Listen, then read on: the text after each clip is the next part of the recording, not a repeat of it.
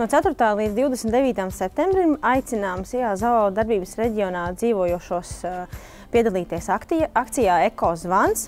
Tas nozīmē to, ka iedzīvotāji var nodot elektroierīces dažādu veidu, kas ir nolietojušās un mājsaimniecībā vairs nav derīgas, piesakot ZOO izvešanu. Tad mēs bez maksas savāksim no jūsu mājsaimniecības norādītās adreses šo te pieteikto elektrotehniku, un jūs varēsiet piedalīties akcijā. Akcijas mērķis ir samazināt bojātu vai ikdienā neizmantotu elektroiekārtu nonākšanu sadzīves atkritimos.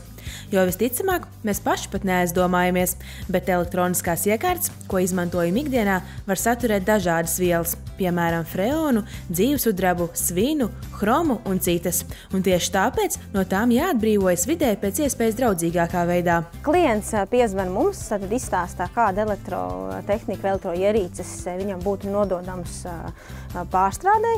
Tātad tur jābūt noteiktam apjomam. Kolēģis izstāstīs, cik lielu apjomu, lai tā nebūtu viena teikana, būtu jau lielākas šīs te ierīces, kurām mēs dodamies pakaļ. Un tad attiecīgi izrunājās un vienojās par savākšanas dienu.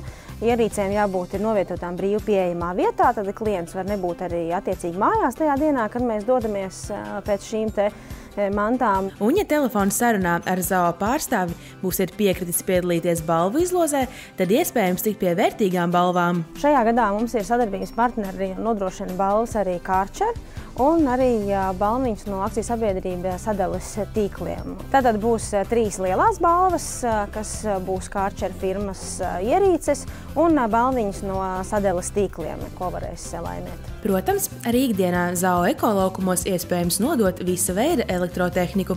Tiesa gan, ārpus akcijas perioda tās savākšana no adreses ir maksas pakalpojums. Bet, nododot elektrotehniku tajā paredzētajā veidā, mēs ik viens kaut nedaudz ietaupām dabas resursus, jo bojātā nevajadzīgā tehnika tiek nodota pārstrādē un pēcāk izmantota jaunu iekārtu ražošanā. Plašāku informāciju par akciju Ekozvans uzziniet mājaslapā zoo.lv.